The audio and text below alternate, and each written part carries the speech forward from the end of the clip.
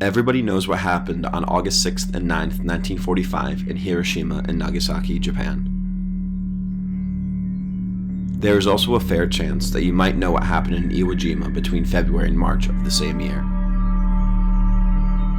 Beyond that, you may know what happened on July 7th of 1937 in Manchuria, or even between December and January 1937 in Nanking. All of these events are profoundly important to not just Japanese or Asian history, but to world history. But what happened after that?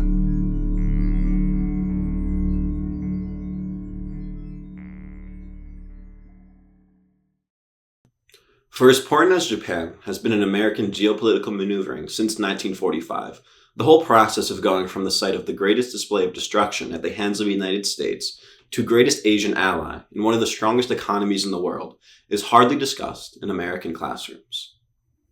Even when it is discussed, we're talking about big things, like the 1960 US-Japan Security Treaty, or the Korean War, or maybe the so-called Japanese economic miracle. What we almost never talk about are the people who have lived in Japan during one of the most profound and contradictory national transformations to ever occur in human history.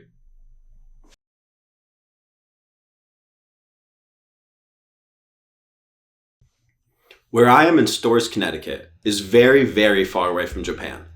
10,801 kilometers from the capital of Tokyo, in fact. But what is a bit closer is Warwick, Rhode Island, the home of my great aunt Mitzi. So, happy birthday, first of all. Thank you. How old are you this year? 96. Wow. So, Made it. how was your morning today? This morning. Yeah, this morning. It was great. It was good. Yeah. So I had a breakfast with her at the Newport Creamery. Very nice. Michiko Ishikawa Mitzi Gould is what we would call, in the West, a war bride. This term has been used throughout history to refer to women who marry occupying soldiers and subsequently usually immigrate with their husbands to their country of birth. When I first heard the term, I honestly felt it was a little disrespectful, but I couldn't quite put my finger on why. Maybe it sounded too much like these women were spoils of war, instead of people with varying amounts of agency who often made their own decisions that brought them to their new homes. I digress. Mitzi was born in Kamakura in Kanagawa Prefecture, although she would soon move to her childhood home in the nearby village of Taura. Well, I had two sisters and a brother. Because my father passed away. I was 9 years old. He passed away. So, And who else was in the house? Who else was in the house? well, my mother, Right, and, my brother, and the two sisters, me, right. 5 of us. As with everyone, Mitzi's life changed dramatically during the war. My mother had a big house, so that we had it nearby the Torpedo School, their beach. It's a beautiful beach, and there are Navy ships around, and almost like my mother have to take someone to take care, and she had like a officer, 3 officer from Navy, and she have to take care, give her breakfast, lunch, or whatever when they come home. So that's what she had. She have to make meal for the, taking care of the 3 guys. In order to have food for herself and for you guys. Yeah, So, they pay and also they give her food. Oh, Yeah, quite a few good stuff. During the war, we had a really great time because we had a nice food and all neighbors didn't have it. Everybody's jealous. We go to school, then we have to go back home to have a digging hole. But we had a little mountain nearby my house. So you have to dig there. So everybody gonna go over there. So we have to dig every time, here you have to run to the place. But it was awful. And the kids were the ones who were building it? The children? Children, yeah. They were like a plane. They're searching for some right. So we have to, without no rights, we don't have no rights, only candle right. They when they hear sound, the airplane, we have to hide it. When the war is over, they said that all the women have to leave the house. No one, only men. So of course my house is my mother and the children. So we have to go to Fukushima, the north. She never contact with the brothers, so they were not really welcome for us. All of a sudden show up. Who are they? So they were already kind of mean. Have to wait for the train, and I believe I thought it was about 2 or 3 days outside. You have to wait for the train to go, and because of everybody gone to the north, the train station was jammed, and somehow you just have to wait to take turn to get on. So it takes 3 days for the outside, and you don't have nothing to eat, nothing to drink. It was just terrible. Yeah, because quite away from it. So about a couple nights, I think, and it was terrible because the smoke and it got all black. Yeah, the soot. Messy. Can't even get in there. How long I can remember walking. Where are they? Still walking. I can't remember how many hours after walk, and then finally get there. And I said, here we are. Come from Taura, Ishikawa. We don't know. I said, what? And they had a barn, and that's where we slept. Well, I don't blame them. They don't, we are strange, Once the war concluded, Mitzi's mother wanted her to immediately marry, but she found her Japanese prospects to be less than favorable. Yeah, because he had the money, and she wants me to marry this old man. Well, I don't want that. So I said no. And she was very upset because I said no. This would lead to her trying to forge her own path in post-war Japan, taking up a variety of jobs as she tried to support her family. Where do you get that job, your first job? I think I got the picture. Yeah, that's right. Picture, yeah. And I dropped it, Yeah, Japanese company. What did they make? They're making rocket for the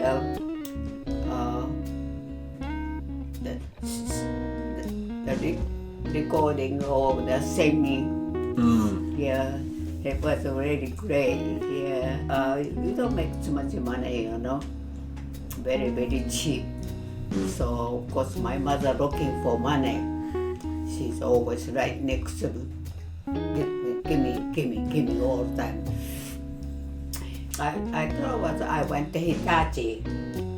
I know, just only short time, only Okay. Only about 3 days, but still not that great. Eventually, her search for income would lead her to working on an American naval base.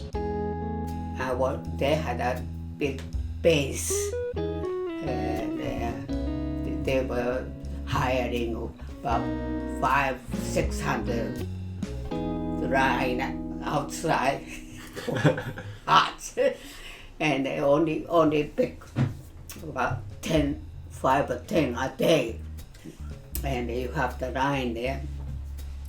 But I wanted to go into the base because they do pay very good.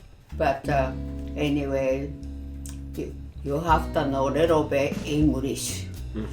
So, of course, I got the book at ABC with the yes and no, how are you, all that.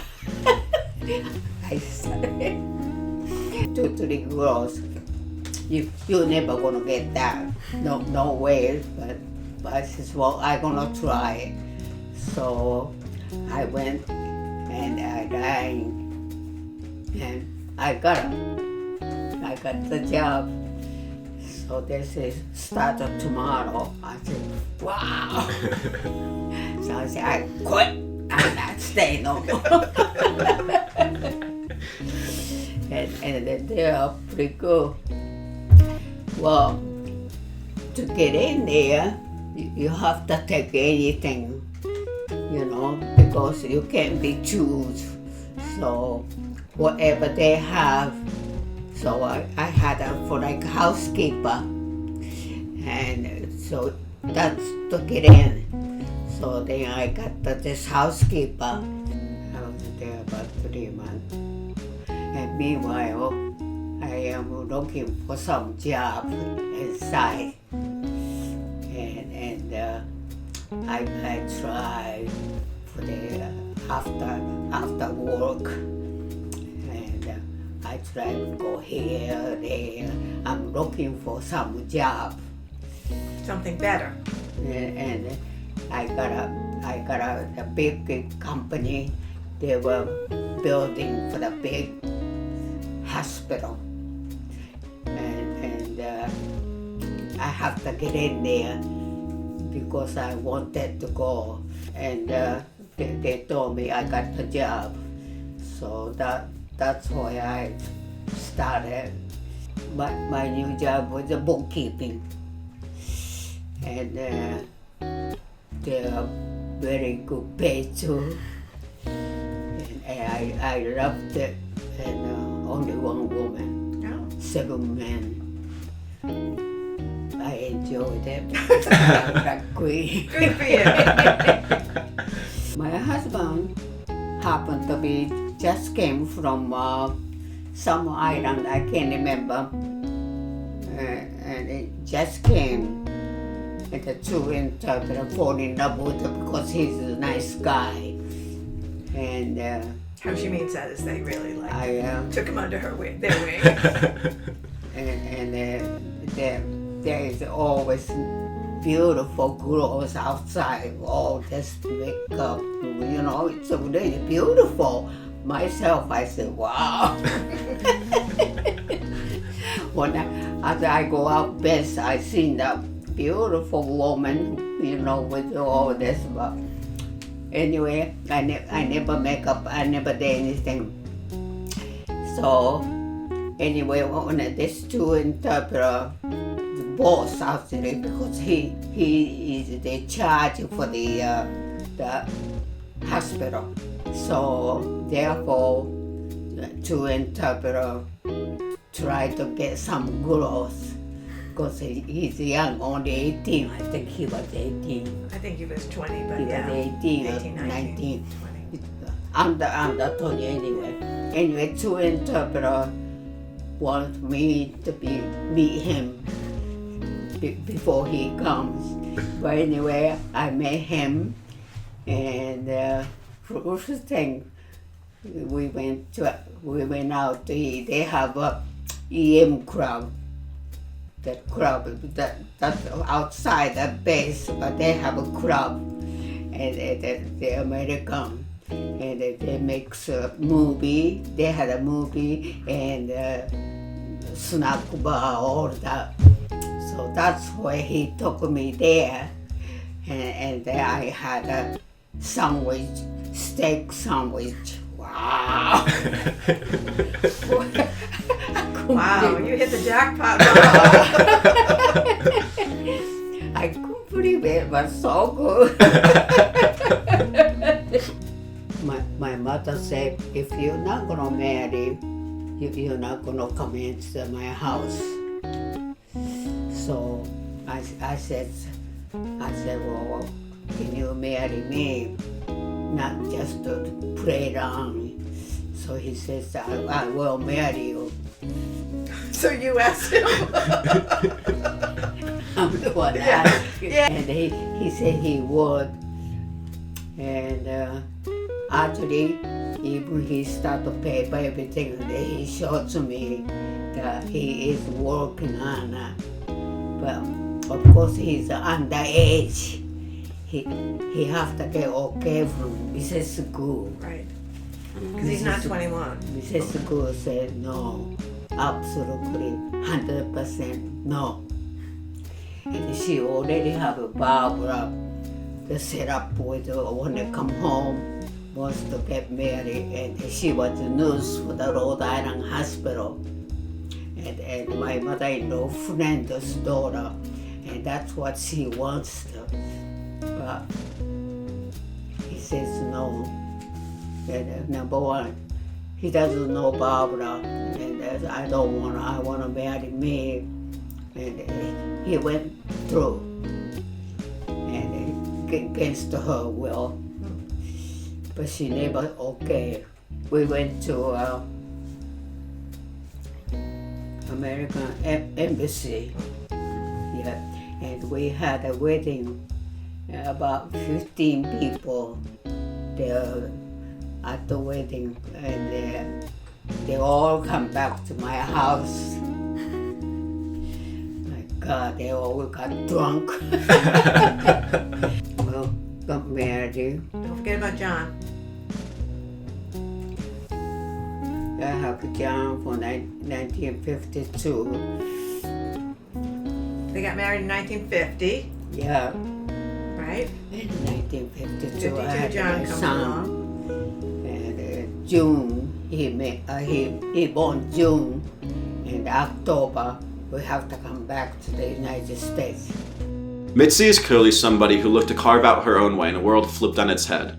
At least in the way she told me the story, Mitzi seems somehow personally removed from the politics of the war and post-war rebuilding. Now, of course, Mitzi had her life profoundly altered by the rapidly changing world around her. Everyone's was. But her story's personalization speaks to the reason why so many women forged a similar path to that of Mitzi's. I was glad to be leaving because my mother was so care about her own children. Everything have to be psychological, everything, you know. My Aunt Diane, Mitzi's daughter, early in the process of preparing to interview her mother, said something that has informed my research greatly. So, Alex, the Japan through Mom is not romantic, bucolic, or happy. I think Japan in the past for Mom is painful and sad and has regrets. Not everything, but most of her childhood memories are not good ones. What comes across from knowing her is that she wanted to leave. Hers is a story of survival.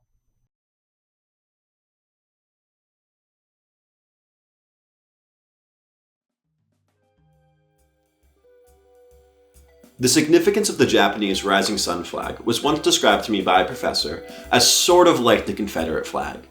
This description, while immediately cueing me into some aspects of Japanese attitudes towards this banner, missed some nuance that is worth discussing. This flag, in an oddly similar fashion to the Confederate stars and bars, was never the official flag of Japan or the Japanese Empire, but just a military and naval banner. However, the rising sun has become, especially since the end of the war, a symbol of Japanese nationalism. In most of Japan, this often means it is associated with right-wing political movements or memorializing the imperial army. In Korea and China, however, the flag is viewed with a similar disdain to the ways in which Westerners view Nazi imagery for all the war crimes done under the eyes of the banner.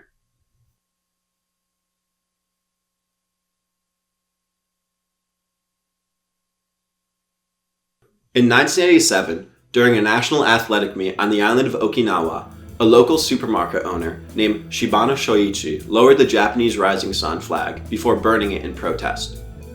Following this display of civil disobedience, Mr. Shoichi would be embroiled in a 6-year legal conflict in which the status of the flag as an official national symbol was essentially put on trial by Shoichi and his legal team. Not only was Shoichi forced into a lengthy court case, but he was also subject to numerous right-wing attacks on his market and suffered continual threats from those who disagreed with his peaceful protest. This isn't even to mention the desecration of a memorial in Chibichira Cave on Okinawa, a memorial which remembered those civilians who, often coerced by Japanese imperial soldiers, killed themselves to avoid capture by the invading Americans during the Battle of Okinawa. I first read about this case in Dr. Norma Fields' book, In the Realm of a Dying Emperor. Fields discusses Soichi's case and others and was largely a meditation on Japan in the period nearing Hirohito's death. Something that I found so fascinating about the book is how Fields weaves in her own story as a Japanese American raised in Tokyo into the larger narrative of the text. Fields admittedly struggled with her conflicting identities and the strange situation of going to school on an American military base in Japan.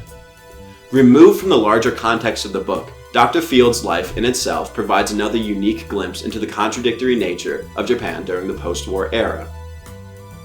How could a child, born to a Japanese mother in Japan, be raised in this strange pseudo-American, pseudo-Japanese model that was artificially created on a military base? Or better yet, why? Perhaps part of why Fields is able to recount Shoichi's story in such a compelling way is because of the similar yet different spaces which they occupy in time and space.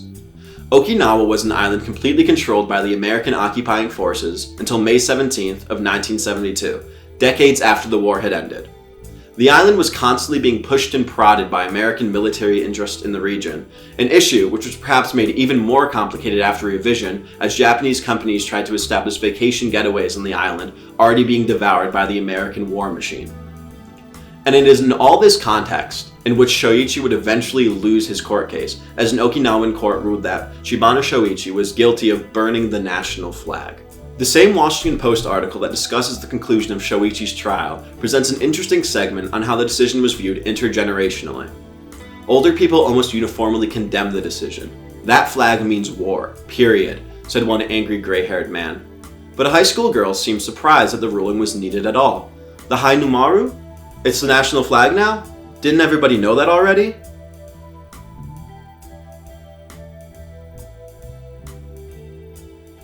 The high schooler interviewed by the Washington Post likely isn't the only Japanese youth of the 90s with such a laissez-faire attitude toward the ebbs and flows of Japan. In his book, The Happy Youth of a Desperate Country, Noritoshi Furuichi describes the fading effects of Japanese nationalism on the millennials of the country. Under a section titled, Who Needs Japan?, Furuichi states, the magic of nationalism enchanted Japan for more than 100 years, but its effect appears to be gradually fading. For example, for companies, the state is on the verge of losing its significance. As might be expected, what's important for multinationals such as Toyota and Sony is not Japan's national interest, but their corporate earnings. Largely, Furuichi is arguing throughout the book that there is little correlation between Japanese business, the Japanese state, and the happiness of the Japanese people. Japanese millennials are happier even than those who came of age during the economic boom of the 1970s and 80s. Among Furuichi's most compelling arguments for this phenomenon are the increased material comforts that followed the economic boom and the incredible stress put upon the typical Japanese salaryman that was ever present during the height of the boom. Despite the slowly falling economy of Japan, the youth appear to be happier than they ever were during the periods of exponential growth. Even today, that apparent decline continues, as Japan fell from the third to the fourth largest economy in the world as of February 2024. A singular Japanese identity, a concept that wasn't even a popular notion until the Meiji Restoration of the 19th century, has seen its role in society steadily transform since its hubris during the imperial conquests of the Showa era. Saying that this identity is disappearing would be entirely untrue. Instead, it has found its role utterly transformed in a society that puts an increased value on individual and capitalist consumption. There isn't a single unitary answer for what Japan may or may not be in the modern age. It is a land of tradition and modernity, of progress and regression, of its past and present, a nation defined by its contradictions. The point of this project isn't so much to understand the how or what of Japan, but to hopefully shed a bit more light on the why of the decisions people make, and the why of how the country and its people operate in the world today.